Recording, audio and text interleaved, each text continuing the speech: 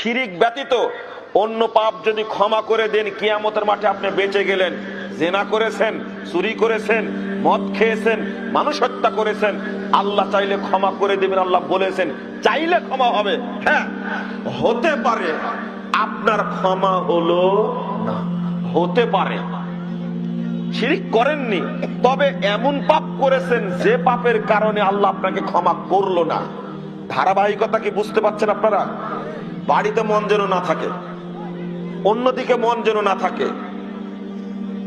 আপনি শিরিক করেননি, তবে আল্লাহ কিয়ামতের মাঠে আপনাকে ক্ষমা করলেন না, এমন কোন পাপ করেছেন। বলেন তো কি পাপ? হ্যাঁ, বেদাত একটা, আর একটা না, না, বান্দার হক আল্লাহ ক্ষমা করে দিবেন না। যেটা বলার দরকার ওটা বলছেন না কেন? গোপন রাখছেন কেন? বেনামাজি, এই বদের ক্ষমা নাই। কঠিন জিনিস, মাপ পাইতে পারে, তবে হাদিস দ্বারা যেটা বোঝা যায় একে আল্লাহ ক্ষমা করবে না। এটা পাপের মধ্যে বড় পাপ, কাবিরা গুনার মধ্যে একটা কাবিরা গুনাহ। এর বিপদ আছে। মুসল্লি, তুমি মুসলমান, সালাত আদায় করো না, তোমার মতো হতভাগা কেউ নাই। দেখো, জেনাকারী সে মাপ পেতে পারে, চোর মাপ পেতে পারে, মদখোর মাপ পেতে পারে, মানুষ হত্যাকারী ব্যক্তি মাপ পেতে পারে। তুমি বেনামাজি, মাপ পাওয়ার সুযোগ খুব কম। এই দুইটা এবার শুনুন, কেন মাপ পাবে না দলিলটা শুনুন।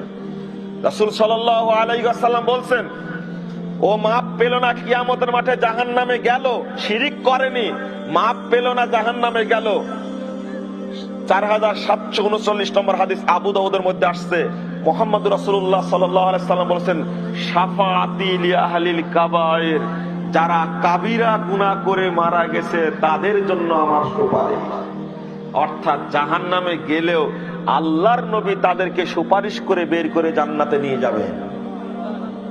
আল্লাহর নবী, অথবা জাহান্নামে যাওয়ার আগেও আল্লাহ সুপারিশ চাই, আল্লাহর কাছে সুপারিশ চাইতে পারেন, আল্লাহ আমি সুপারিশ করছি তুমি লোকগুলোকে মাফ করো। জাহান্নামে যাওয়ার আগেই হয়তো তারা ক্ষমা পেয়ে যাবে, আল্লাহর নবী সুপারিশ করবেন। দুই, এমনও হলো আল্লাহর নবী সুপারিশ করলেন না। আল্লাহর নবী তিন শ্রেণীর মানুষকে সুপারিশ করবেন না, ফাইনাল কথা। আল্লাহর নবী মুহাম্মদ সাল্লাল্লাহু আলাইহি ওয়াসাল্লাম তিন শ্রেণীর মানুষকে সুপারিশ করবেন না, ফাইনাল কথা। নাম্বার 1, শিরিককারী ব্যক্তির জন্য সুপারিশ করবেন না। 2, যারা বেনামাজি তাদের জন্য সুপারিশ করবেন না।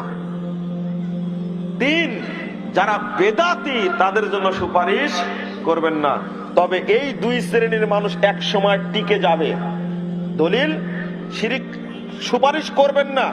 আল্লাহ নবী বলছেন, 2441 নম্বর হাদিস তিরমিজির মধ্যে এসেছে, মুহাম্মদুর রাসূলুল্লাহ সাল্লাল্লাহু আলাইহি ওয়াসাল্লাম বলছেন, ফাখতারতুশ শাফাআ, আমার সুপারিশ তার জন্য কার্যকর হবে, আমার সুপারিশ ওই ব্যক্তির জন্য কার্যকর হবে, মাম্মাতা লা ইউশরিক বিল্লাহি শাইআ, যে মারা গেছে অথচ আমার সাথে কাউকে শরীক করেনি, এই ব্যক্তির, আল্লাহর সাথে শরীক করেনি, এই ব্যক্তির জন্য আমি সুপারিশ করব।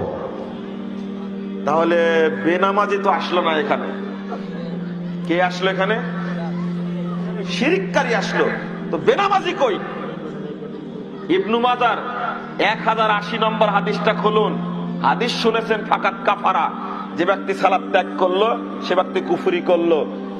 কিন্তু এই হাদিসে বলছে, মান তারাকাস সালাহ ফাকাদ আশরাকা, যে ব্যক্তি সালাত ত্যাগ করলো এই ব্যক্তি শিরিক করলো। তাহলে এর জন্য সুপারিশ আছে? ভালো করে শুনে রাখুন, সালাত ত্যাগ করেছে যে, সে শিরিক করেছে। শিরিক করেছে কিসের সাথে? প্রবৃত্তির সাথে। সে শয়তানের সাথে শিরিক করেছে, আল্লাহর ইবাদত না করে প্রবৃত্তির পূজা করেছে, শয়তানের পূজা করেছে, যার কারণে শিরিক করেছে। দলিল, সূরা মারইয়াম 59 নম্বর আয়াত খুলুন। আল্লাহ বলছেন, ফাখলাফা মিন বাদিহি মুখালফুন আদাউস সালাহ ওয়াত্তাবাউশ শাহওয়াত ফাসাউফা ইয়ালকাউনা গায়্যা। তারা হলো মরীচিকা অপদার্থ, তারা হলো মরীচিকা অপদার্থ, তারা সালাত পড়ে না, তারা হলো মরিচিকা অপদার্থ। আদাউস সালাহ, তারা সালাতকে নষ্ট করেছে। ওয়াত্তাবাউ শাহওয়াত, প্রবৃত্তির পূজা করেছে।